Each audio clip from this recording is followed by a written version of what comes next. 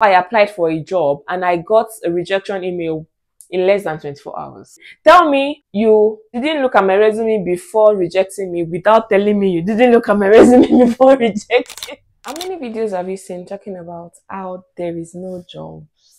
There are no jobs in Canada. How many videos? I'm sure you've seen a lot. But are there really no jobs in Canada? Like, is it true that there are no jobs in Canada? And that's what we're talking about in the video of today. Let's get into this.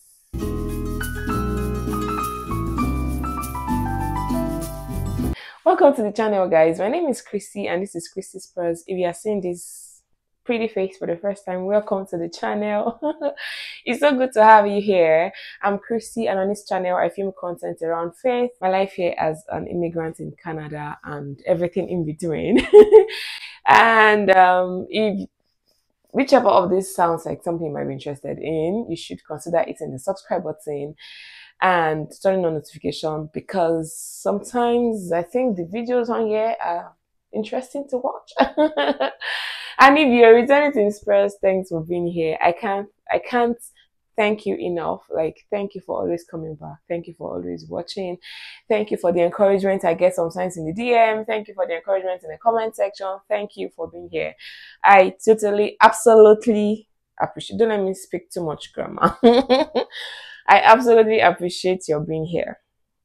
So today we'll be talking about this that is we have on TikTok, on YouTube, on Instagram, every Twitter, everywhere. There are no jobs Canada. There are no jobs Canada. And we want to dive into this. Are there no jobs really in Canada? If there are no jobs, what is the reason? If there are jobs, why are people not getting? So let's take a little time back, a little flip back into, the past. What has happened in the past? So we got here post-COVID. We got here October 2021, and when we got here, it was relatively easy to get a job. Like you could get a job like easily in the customer service, it was relatively easy to get a job. When we arrived, we were seeing people that were getting like six-figure jobs as newly landed PR holders. They were getting six-figure jobs in 1 month, 2 months, and it was relatively easy. But I remember that there was a time somebody that had been here pre-COVID was talking about how, those of us that came post-COVID were enjoying, you people, you're just coming and getting jobs. You people, you're just coming and, getting, and it was not like any other jobs. You were getting like really good jobs. And she was like, you people don't want to know what happened before COVID. And she said before COVID that, it was like a rite of passage that you needed to work in Walmart before you eventually get what you're looking for, before you eventually get the kind of job that you really want. It was like like a rite of passage, basically. Like that was like your first. No, she said she did Walmart job for maybe one time or twice. Like she took 2 shifts in Walmart before she ran away or something like that. And she was just, trying to tell us how difficult it was to get jobs pre-COVID. And I was also watching some other videos talking about these jobs and all. And one of the things I also remember hearing when I was trying to, do some research before coming to make this video was that pre-COVID, the job market was what was called the employer market. Like, the jobs available were not enough to go around. During COVID, the job market was like known as like the employee market. There were jobs, but people were not applying for those jobs. And now we are post-COVID, we are back to the employer market where, one job that is posted will have lots, hundreds, thousands of people that are applying. But let's go deeper into this. Is it COVID that has actually made this to be like this? So I went to TikTok to check what are the TikTokers, the Gen Zs, well, it's not only Gen Zs that are on TikTok. What are the TikTokers saying about the job market in Canada? And I realized that some Canadians are also complaining about no jobs. We are seeing interns that are finding it difficult to find, summer jobs, just temporary jobs. We are seeing people complaining about the fact that to even get like jobs in McDonald's, in, the restaurants, Tim Hortons and all that, to even get such jobs are even at the moment very difficult. I've even seen people that have been turned down, that have been given rejection letter. Yeah, rejection letter for jobs in Walmart. People that have been given rejection letter for, minimum wage jobs, and you wonder what is happening. But bear in mind that even in this state of there are no jobs, some people are still getting jobs. But let's go into why some people are screaming there are no jobs. In case you are not aware, immigration is one of the ways that is a major thing for Canada, in terms of lots of, the expectation is lots of people are bringing in resources from other countries. Apart from resources, apart from the funds, your POF, apart from your school fees as international students, you're also bringing in your expertise, you're bringing in your, know-how, you're bringing in your economic power, the strength you have to work and all that. You're bringing in something into the country. But let's look at the rate of immigration in the past couple of years. So I went online to search, and I see that between 2009 and 2010, within that year, about 270,000 people migrated to Canada. Between 2015 to 2016, that's about 5 years between that time that I just read, that was like 270,000. Between 2015 to 2016, we had about 323,000 people that migrated to Canada. Between 2019 to 2020, that was around the COVID period, we had 284,000 people that came into Canada. 2021 to 2022, we had about 493,000 people that came to Canada. 2022 to 2023, we had about 468,000 immigrants. And most likely this figure has not considered the people that came in as students, because their status will be as temporary residents and not as immigrants. And most likely at the end of their studies, most students will also like to stay back to get permanent residence and also get jobs. So if you actually look at these numbers, there will be some people that will migrate from other countries, and there will also be some people that will like change their status from, say, temporary residents to permanent residents, depending on, And so this figure may be a little bit more than what I've just read to you. And I just wondered, are there an average of 200,000 jobs being created every year to meet up with the number of people that are coming into Canada? And I think that could be the reason we are having this pandemic. And I think that could be the reason we're having this pandemic. We're having lots more people being sold the idea of, everything is rosy at the other side. The grass is greener at the other side. And yeah, most times the grass is actually greener at this other side, depending on where you're coming from. But when you get here and you are bringing in your experience working in a field, for example, some people have worked in their field for years, 20 years. You have people coming in with 20 years, even as little as 5 years. You're bringing in those experiences and you're coming here. And because of the fact that, on one hand, the government is, bringing in people, it is a good, as for the people that are coming in. When I came in, I was very, very happy about the fact that my application was processed, and it was processed successfully, and I was able to come in. But as this on this hand, that the people are being brought in, their their application fees and all that are being taken, what is a plan to sustain them? What is a plan to ensure that they are actually able to make use of the experience they are bringing in, or they are actually able to even find a job that will help them sustain their stay when they come here? So the truth is, 200,000 jobs are not being created every year. 200,000, no, like new jobs up to 200,000 are not being created every year. And now you wonder, so these people that are coming in, what happens to the jobs that are available, and what happens to the people that are coming in? How do they cope? And that is why you see a lot more people that are experiencing, white collar jobs that are getting into, blue collar roles. You see a lot more people going the Uber driving routes. as a full-time job, not as a side also. There are some people that's their full-time job. Some people are doing it as a side also to, just, getting some extra cash. But for some people, even with their experiences from back from their country, they have found themselves doing these jobs that are, that have been side hustles before. They have started, they have to now do it as full-time jobs because the jobs are not there. And the truth is, there are jobs, but like I said when I started, now it is more like the employers market. So it is more of, the employer has more options. And in fact, I know that I've spoken with some people that I've hired, and I know that it's never an easy task. It's a lot of work, having to decide who, trying to ensure that they don't make like recruitment errors and all that. It is a lot of work. And so there are a lot more people, there are a lot more applicants for every job than jobs that are actually available. That is all aside from the fact that there are even some jobs that are seemingly available but are not really available. So when I was, just reading up, I saw that there's something that some companies do. The person that was talking about it said it's the companies use that to, just gauge the ability of the applicants that are applying for that role. Not that the role is actually available.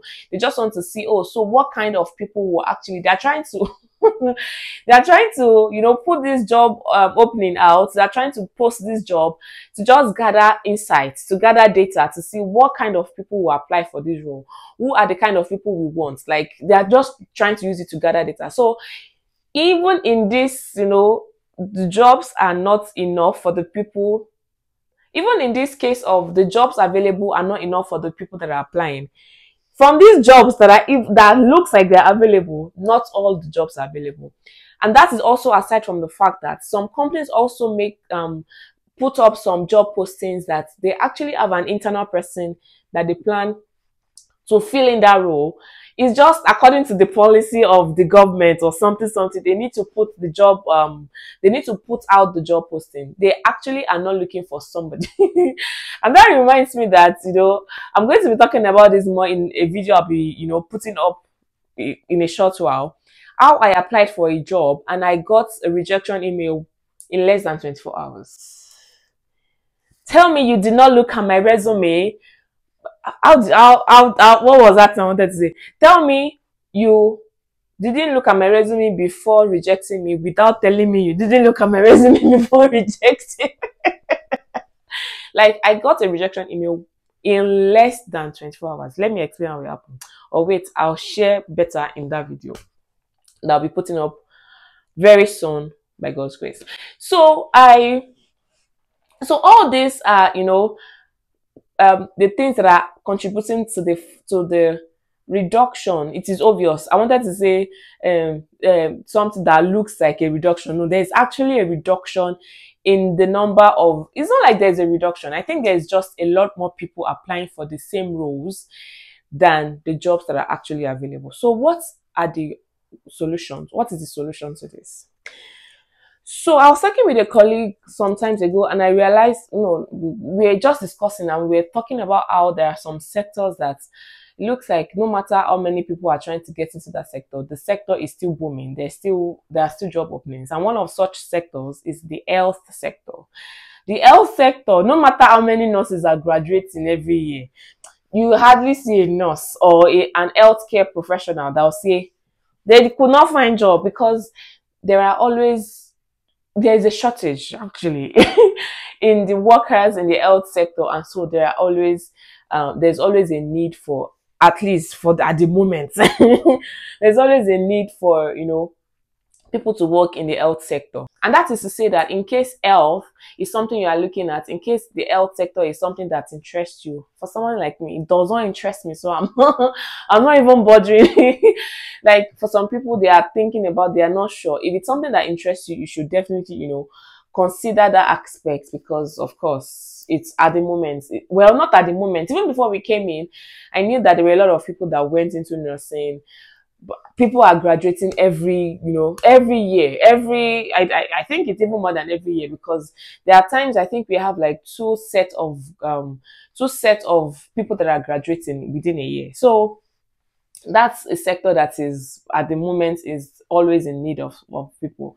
And I also realized that a lot of us were looking into the technical roles, IT, and I was even watching a video that somebody said they have sold business analysis so much that some people, the moment they come in, the day they land, the next day they have paid for to get trained as a business analyst. And I can tell you for free that that sector right now is what's the word?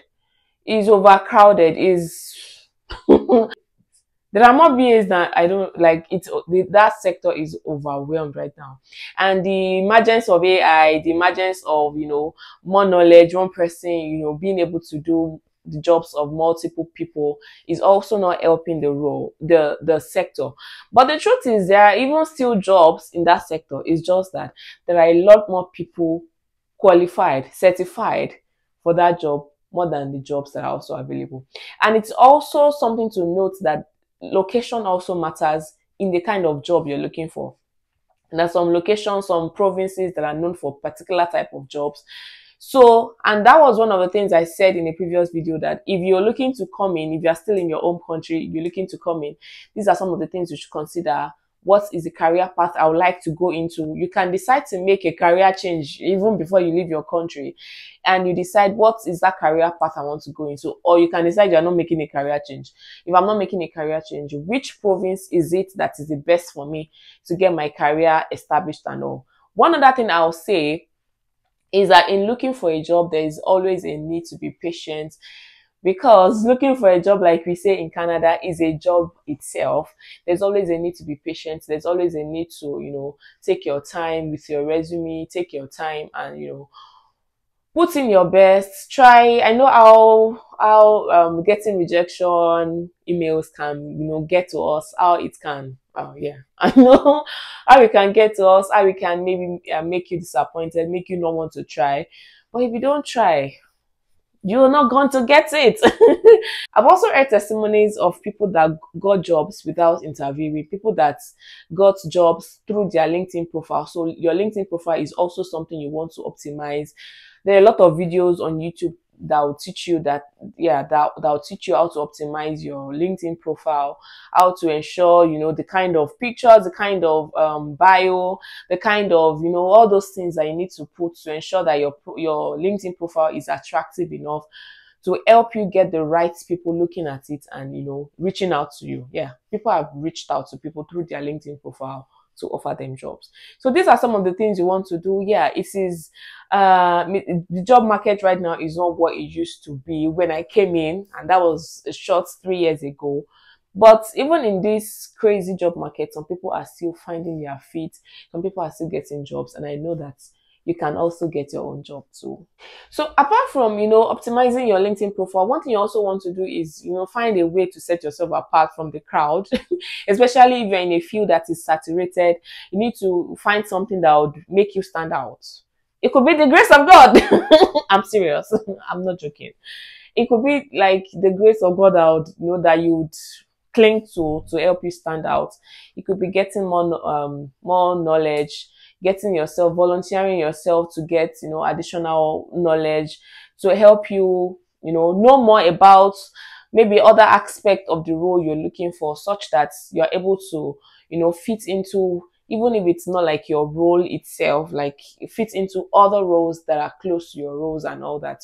Setting yourself apart is also something that will help you in your search for a job. I've also heard that, reaching out to people on LinkedIn and, trying to have a chat with them in case they work in the company you are trying to get into. I've heard some people say it works for them. Well, I've tried it. I'm not like I've tried it. I've never gotten a response. And the truth is, I know that some people reached out to me. I think about 2 people or 3 people reached out to me to make inquiries about my present place of work. And I answered them, like, just nobody has asked me to give them referral. And I think, I don't know if I'll just give referral for somebody that I'm just meeting on LinkedIn. I don't know.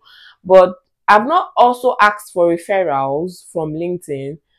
But the first attempt to even say, can we chat? Do you have time to? No response. No response. Some people have said that that worked for them, and if it's something you also want to explore, maybe just make a connection, even if it's not to ask for referral on your first, reaching out, just to make a connection to the person in the company you want to work for. If that works, some people have said it works for them, it could also work for you.